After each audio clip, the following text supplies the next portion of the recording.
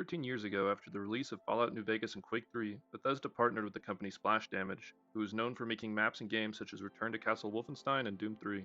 As you might have guessed from the iconic blue color in the thumbnail, today's video is on Brink. If you're unfamiliar with Brink, it's the original Dirty Bomb. Oh! Dirty Bomb was a team-based hero shooter with an emphasis on movement that stopped development a few years back, but you can still find the occasional full lobby. And if you're unfamiliar with Dirty Bomb, later down the line Splash Damage went on to help develop Gears of War Ultimate, Gears of War 4, Gears of War 5, and Halo Master Chief Collection. Where Brink differs from Dirty Bomb is that it isn't a hero shooter and instead has body types similar to the finals, and your character either comes in small, medium, or large. It's also clunkier, and everyone's face is also super long.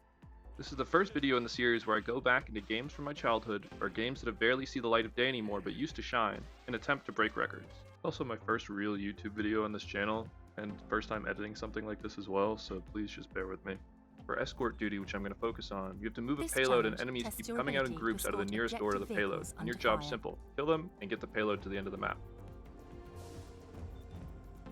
To get points, you need to go as fast as possible, land headshots, knock people over with frags, but there were still a few issues besides that. You're missing a lot of power behind your character level with various skill trees from XP gained, and those challenges were not a good source of XP, so the first stop is the campaign.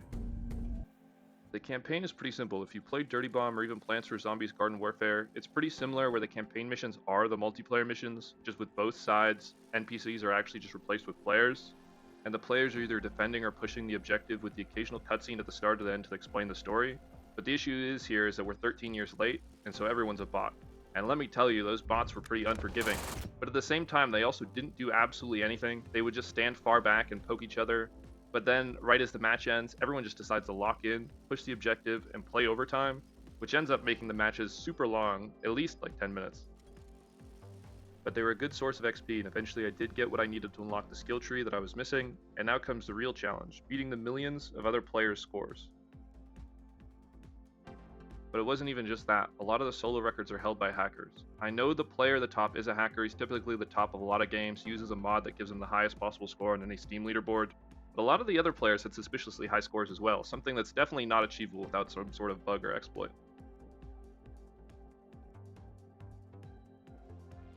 So with me being unable to place high on the solo leaderboards, I turned my sights elsewhere, cranking up the difficulty and doing 3 players' jobs all by myself.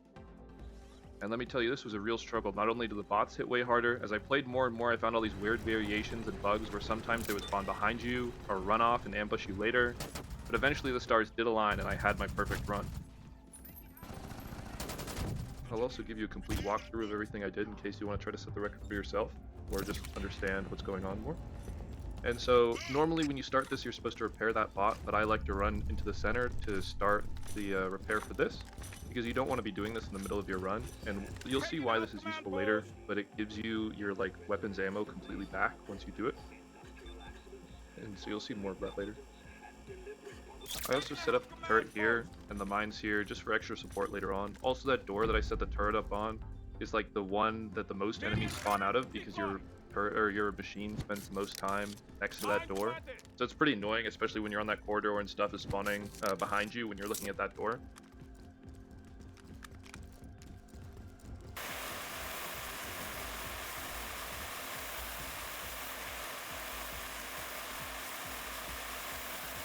And so on these doors, there's always 3 enemies that spawn when you're on 3-star difficulty, which is the one with the leaderboards, which is the one we're doing.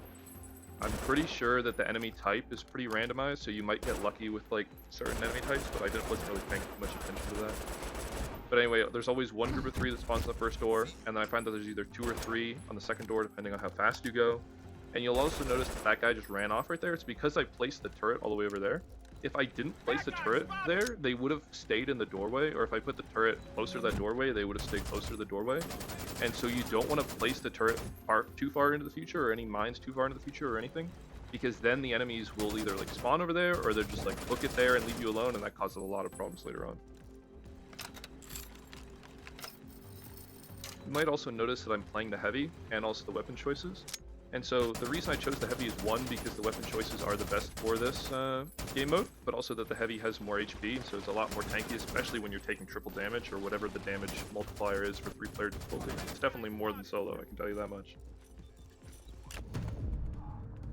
I'm also running the Houston and the Maximus MG. The Houston to start off with. If I could run 2 heavy weapons, I definitely would, but you're not allowed to.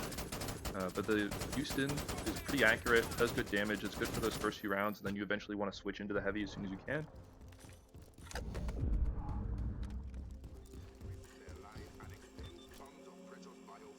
Medium current deploy.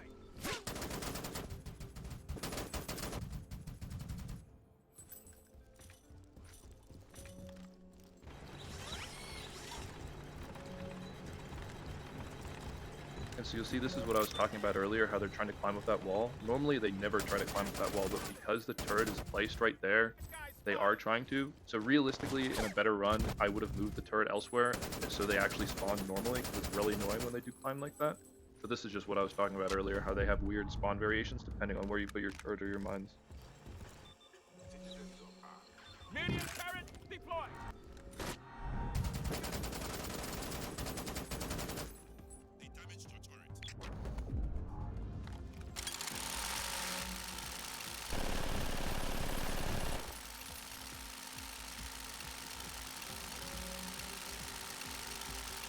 You'll see I switched off the Maximus now to the Gatling gun. The reason behind that is that it's kind of just a mad dash at the end. You're not going to really have time or ability to get more ammo back.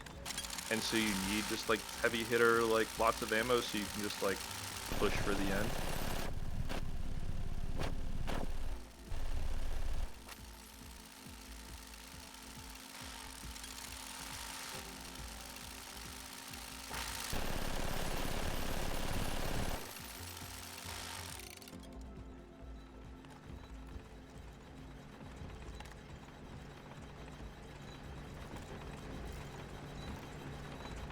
You have successfully escorted the vehicle to the final waypoint. Congratulations.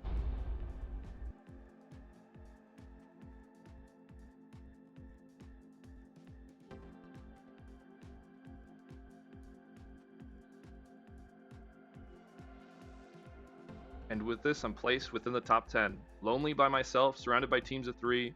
And honestly, if I'm any of these friend groups, I would hate to know that one guy just crushed their record that they probably put some time into as a team. But hey, GG's. Anyway, Brink is a pretty solid game. If you're thinking of playing it, however, I would definitely recommend Dirty Bomb since it pretty much upgrades it in every single way. But it's still a pretty good experience. And if you've watched this video and want to give the record a try for yourself, let me know how it goes by leaving a comment. I would also love to hear your experiences with the game. But anyway, thank you for watching, and until next time.